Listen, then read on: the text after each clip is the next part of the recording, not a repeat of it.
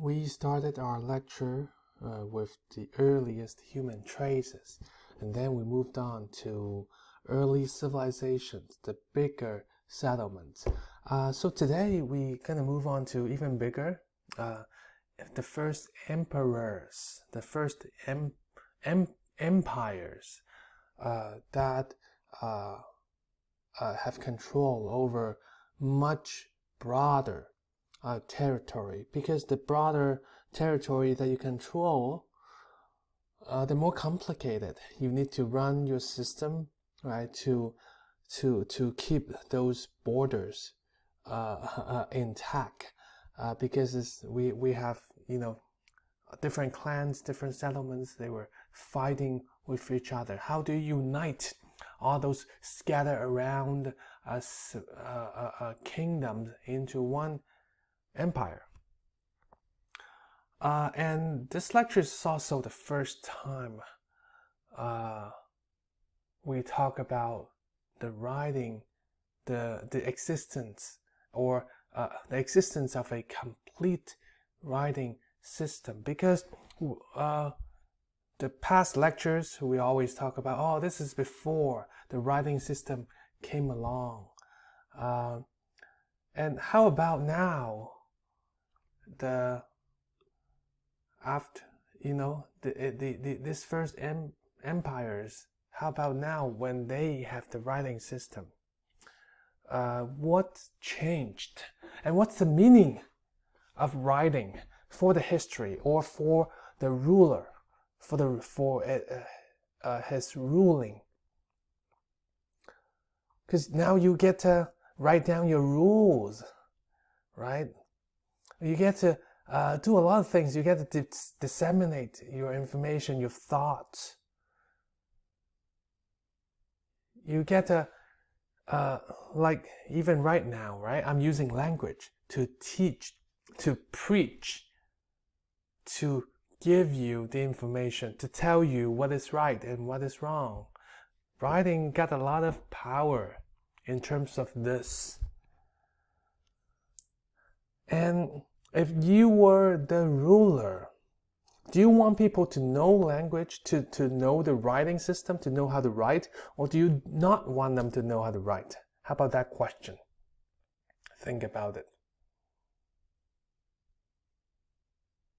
Because if they know how to write, well, they can create their own thoughts and disseminate their own thoughts, right? Because they can document everything that they think of, that they want people to know, and might pose some kind of threat to you as the ruler, to your ruling, to your authority. Who get to control, who get to hold on to that authority, to the legitimacy, right? That I am the king, that I am the ruler, that I am the God mandated, the one who's just, it's a God's will that to control you guys, the people. But it's very tricky when it comes to writing. But anyhow, maybe I can share a little bit with you about the writing, this Chinese writing. Why I share? Because it's still, it's pictorial, because a fish really looks like a fish. Seeing looks like an eye. And the sun looks like at the even earliest form, it looks like just a circle. It's just like the sun up in the sky. So it's very pictorial. It's picture. So people even would say, let's draw some Chinese character. And it's still in use today. In the history, there's been many writing systems, some pictorial, like heliograph. It's a pictorial. The heliograph of the Egyptians once used, that was pictorial, but it slowly went out of fashion, went out of history, and is not used anymore. And Chinese characters, right? The writing system is the only one to date that's pictorial and is still in use. That writing system. How does it work? Well, pictorial is one way of making those characters, making those meanings symbols. Let's put it that way. And ideography, that's another way. For example, touch. You have a person, kind of a stick man right here, holding something because he's picking, right? He's touching something. Raise his hand to try to touch something, to show you that kind of movement, the behavior. And a container looks like a container, a mountain looks like a mountain, a house looks like a house, just like that. And but why is it carved, right? This is called the oracle bones. So they are bones. Why are they written on the bones? Cattle bones or plastrons of the cattle shell, underneath the turtle shell that's underneath the turtle. Oh, from the content, for example, this is a content, right? What's writing? It says that tests. Today will it rain? So it's used for fortune telling. Used to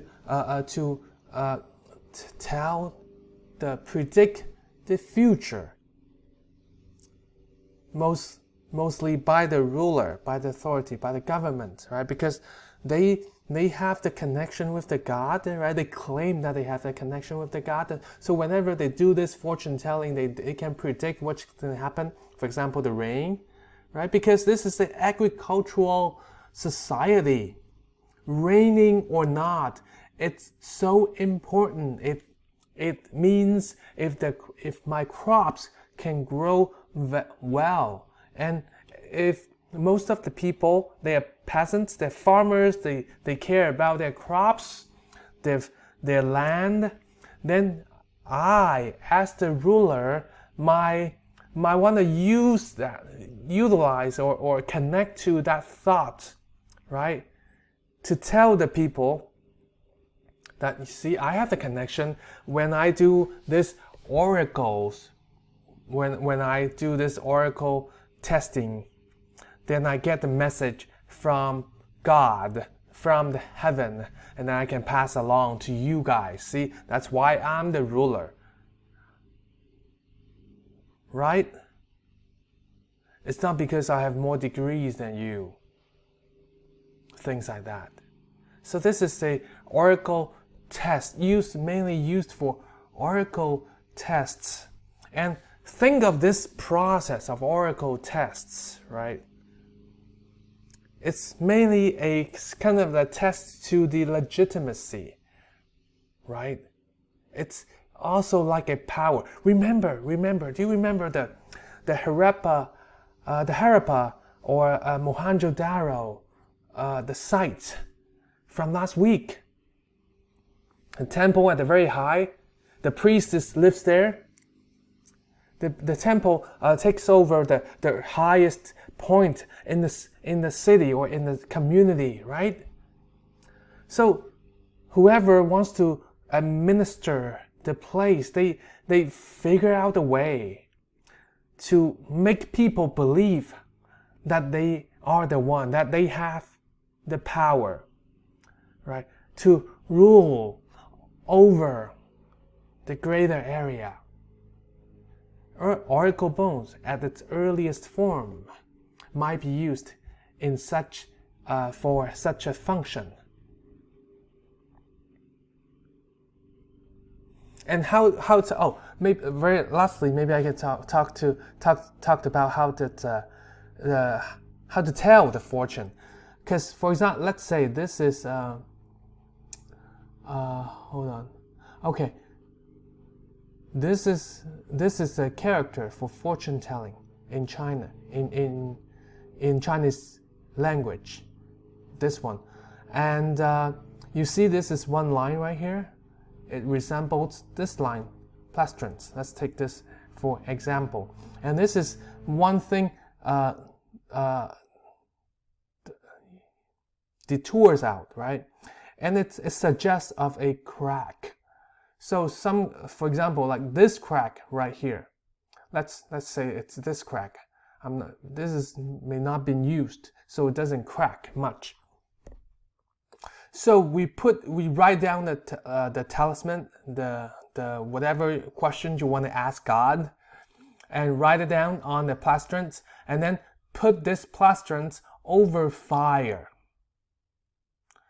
And because of the heat, it will crack. It will mostly crack because it's already have this kind of a symmetrical, the line axis in the middle. So it most likely it will crack on one side or along the axis, the central axis, and it's either crack this side or it can crack on to the other side, and that suggests that crack. So usually the question will go like, today would it rain? And on this side it says it will, on the other side it says it won't. So it sees over the fire which side it will crack. The crack will appear on the plastrons. And then that is the prediction. That is the answer that God the heaven has given. And this shows a little bit of the development of the Chinese character. This writing system, it still retains a little bit of the pictorial elements throughout history. You see the fish, for example, but at some point it got simplified until to the modern version, which is the Chinese still used today. The modern version, for example, mountain is more simple one. You see, it looks like those mountains, and then all the way simplified to simplified or standardized. Because if you want it to be used over a vast territory, you don't want to make it very complicated. And for example, Egyptian writing system, one of the reasons, right? One of the many reasons that it fell out of use, fell out of fashion, is that it's the development of it makes it more and more complicated, because you add more elements. Because when people think more complicated, they need to add more ideas or even more symbols to the picture of that character. And the more it adds to it, the more inconvenience that's created. And here over the process of the history, somehow the ancestors, they were able to solve this problem of making it more complicated. But it's the opposite to simplifying this pictorial. Just want to tell you, a language, right? A writing system, for it to continue to be used for a long period of time, it's not easy. It takes a lot of development, a lot of changes have to be made. And another note about the language, about the writing system, is a question. How do you think what do you think a writing system would dictate the people's mind? The people who use it. For example, English follows Latin, right? Originated from the Latin root, and the letters, right? It's composed of the letters, and the letters are arbitrary, right? And a letter A doesn't mean anything, but it's the spelling APPLE, right? It forms the apple, right? That's a different, right? The English that we use, it's a different way of constructing meaning. It doesn't use pictures. It uses arbitrary units to construct meanings, and that meaning they're arbitrary. It doesn't have much connections to the natural world that we see, but it's in itself, right, got to be very logical, so that all this meaning, the whole system gets to be maintained, words to words, or the syntax needs to be very logical. Compared to, I'm just kind of in a very vague, try to give you a very vague sense, right, of how language works, because our works shows what we pay attention to, what we don't, what we care, what we don't care much, and sometimes this care or not care, it's about how we think, how we perceive, how we observe the world, and unconsciously, how we think really dictated by a lot of things that we use, that we encounter, that we are part of. For example, the writing system. So that question is, how does that dictate, right, for the person who uses Chinese writing system and the person who uses English or Latin writing system? How would they, just by the influence, just through the influence of using the different language, how would they think differently? That's a very interesting question. Because we thought we're all the same, right? We start the same. Oh, and very lastly, very kind of maybe fun fact about this. Right, this is the word for women, 女. It's actually a figure, a person kneeling down. Kneeling down, kind of paying respect to something. You see a little bit of the misogyny, right? Kind of a suspected misogyny that all women knees down, or maybe the man might stand up, something like that. So the gesture, or this misogyny is part of maybe it's one element of the culture, good or bad, regardless good or bad. Part of culture, it's like inherent in the writing system itself. It's kind of instilled, a code that's planted into the language. So it's more than just showing the meaning. We can see much more from the writing language.